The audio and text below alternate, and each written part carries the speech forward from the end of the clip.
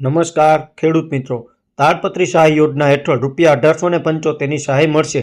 તો મિત્રો આપણે તેમાં વાત કરીએ તો રાજ્ય સરકાર દ્વારા ખેડૂતો માટે ઘણી બધી યોજનાઓ ચલાવવામાં આવે છે, જેવી પીએમ કિસાન સન્માન નિધિ યોજના, ટ્રેક્ટર સહાય યોજના, તાર ફેન્સિંગ સહાય યોજના વગેરે ચલાવવામાં આવે છે। આ ખેડૂતલક્ષી યોજનાઓ આઈ ખેડૂત પોર્ટલ ઓનલાઈન થાય છે। આઈ ખેડૂત પોર્ટલ પર વિવિધ વિભાગોની ઓનલાઈન અરજીઓ થાય છે। આજે આપણે ખેતીવાડીની યોજનાની તાડપત્રી સહાય યોજના 2025-26 વિશે વાત કરીશું।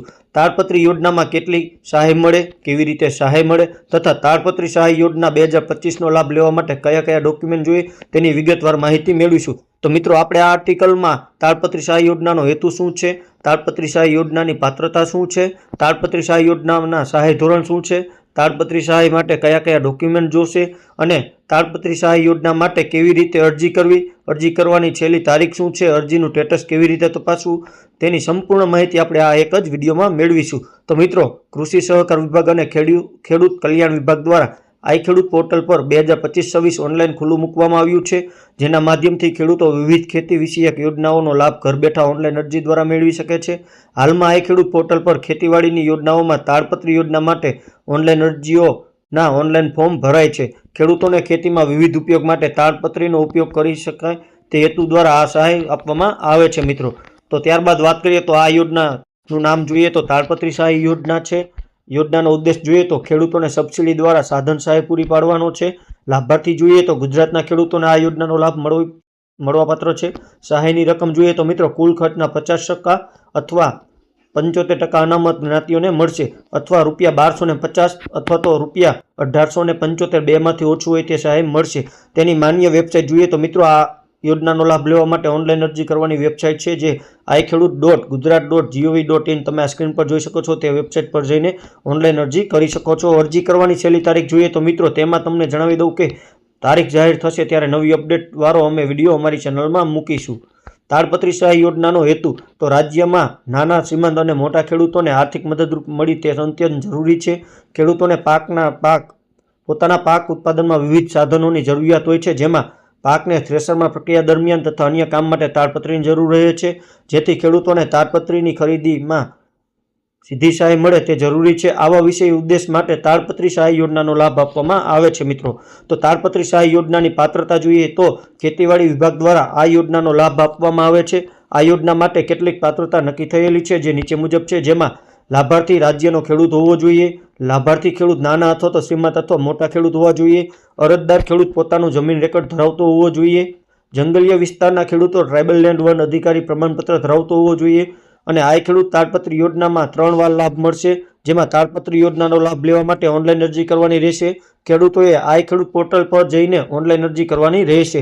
ત્યારબાદ વાત કરીએ તો તાડપત્રી સહાય યોજનામાં સહાય ધોરણ વિશે ચર્ચા કરીશું, જેમાં ગુજરાત સરકારની આ સબસિડી યોજના હેઠળ છે। આ યોજના હેઠળ આઈ ખેડૂત પોર્ટલ સબસિડી નક્કી કરેલી છે।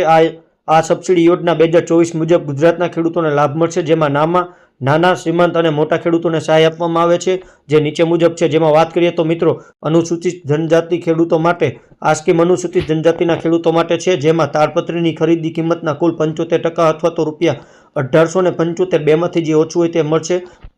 ખેડૂતોના એક ખાતા દીઠ વધુમાં વધુ 2 નંગ સહાય મળવાપાત્ર રહેશે।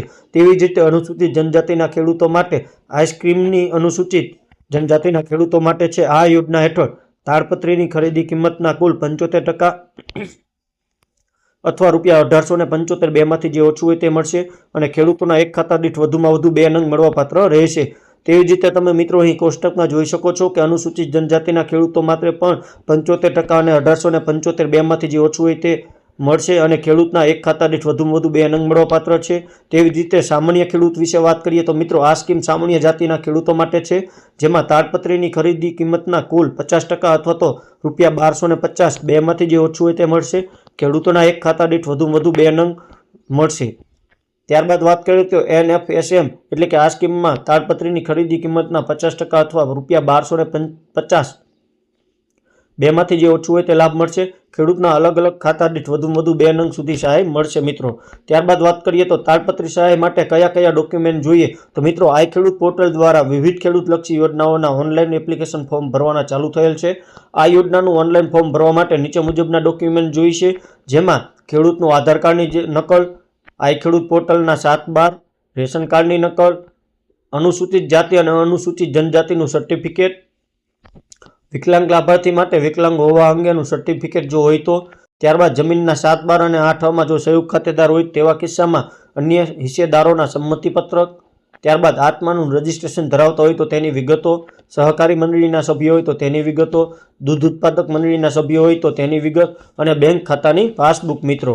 ત્યારબાદ વાત કરીએ તો તાડપત્રી સહાય યોજના માટે કેવી રીતે અરજી કરવી. તો મિત્રો, તાડપત્રી સહાય યોજનાનો લાભ લેવા માટે આઈ ખેડૂત પોર્ટલ પરથી ઓનલાઈન અરજી કરવાની રહેશે.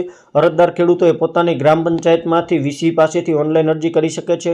વધુમાં નજીકની તાલુકા કચેરીમાંથી તથા અન્ય કોમ્પ્યુટરની કામગીરી કરતા હોય તેમની પાસે ઓનલાઈન ફોર્મ ભરાવી શકે છે. ઘર બેઠા ઓનલાઈન અરજી કેવી રીતે કરવી તેની માહિતી આપણે મેળવીશું મિત્રો. તો અરજદારે સૌપ્રથમ ગૂગલ સર્ચમાં આઈ ખેડૂત પોર્ટલ ટાઈપ કરવાનું રહેશે. જેમાં જે પરિણામ આવે તેમાંથી અધિકૃત વેબસાઇટ iKhedoot.gujarat.gov.in ની વેબસાઇટ પર તમારે જવાનું રહેશે. ત્યારબાદ આઈ ખેડૂત વેબસાઇટ ખોલ્યા પછી યોજના પર ક્લિક કરવાનું રહેશે, તમે જે મિત્રો અહીં સ્ક્રીનમાં જોઈ શકો છો. ત્યારબાદ જેમાં યોજના પર ક્લિક કર્યા પછી ક્રમ 1 પર આવેલી ખેતીવાડીની યોજનાઓ ખોલવું, જેમાં ખેતીવાડીની યોજનાની વિવિધ યોજનાઓ બતાવશે. જેમાં તાડપત્રી સહાય યોજનામાં પર ક્લિક કરવાની રહેશે. જેમાં તાડપત્રી યોજનાની તમામ માહિતી વાંચ્યા બાદ અરજી કરો તેના પર ક્લિક કરીને વેબસાઇટ ખોલવાની રહેશે. હવે તમે રજિસ્ટર્ડ અરજદાર ખેડૂત છો, જેમાં જો અગાઉ રજિસ્ટ્રેશન કરેલું હોય તો હા અને નથી કર્યું તો ના કરી આગળ પ્રોસેસ કરવાની રહેશે. અને અરજદાર દ્વારા રજિસ્ટ્રેશન કરેલું હોય તો આધાર કાર્ડ અને મોબાઈલ નંબર નાખ્યા બાદ કેપ્ચા ઇમેજ સબમિટ કરવાનું રહેશે. જો લાભાર્થી ખેડૂતોએ આ ખેડૂત પોર્ટલ પર રજિસ્ટ્રેશન કરેલું નથી તો ના સિલેક્ટ કરીને ઓનલાઈન ફોર્મ ભરવાનું હોય છે મિત્રો. જેમાં ખેડૂત ઓનલાઈન ફોર્મમાં સંપૂર્ણ ચોકસાઈપૂર્વક માહિતી ભર્યા બાદ એપ્લિકેશન સેવ કરવાની હોય છે. જેમાં લાભાર્થી ખેડૂતોએ ફરીથી વિગતો ચેક કરીને એપ્લિકેશન કન્ફર્મ કરવાની રહેશે. ત્યારબાદ ઓનલાઈન અરજી કન્ફર્મ થયા બાદ કોઈપણ પ્રકારનો સુધારો થશે નહીં, જેની કાળજીપૂર્વક ધ્યાન રાખવાની રહેશે મિત્રો. ખેડૂત અરજી નંબરના આધારે પ્રિન્ટ મેળવી શકશે મિત્રો. જેમાં આપણે હવે વાત કરીએ તો વારંવાર પૂછાતા પ્રશ્નો હોય છે આ યોજનાને લગતા. તો તેમાં તાડપત્રી સહાય યોજનાનો લાભ કોણ આપવામાં આવે છે. તો ગુજરાત રાજ્યના નાના સીમાંત અને મોટા ખેડૂતોને લાભ આપવામાં આવે છે. તાડપત્રી સહાય યોજનામાં કેટલો લાભ મળે છે. તો ખેડૂતોને આ યોજના હેઠળ અનામત જ્ઞાતિઓને કુલ ખર્ચના 75% અથવા તો ₹1875 આ બંનેમાંથી જે ઓછું હોય તેની સહાય મળશે. જ્યારે સામાન્ય જાતિના ખેડૂતોને કુલ ખર્ચના 50% અથવા ₹1250 બેમાંથી ઓછું હોય તે સહાય મળશે.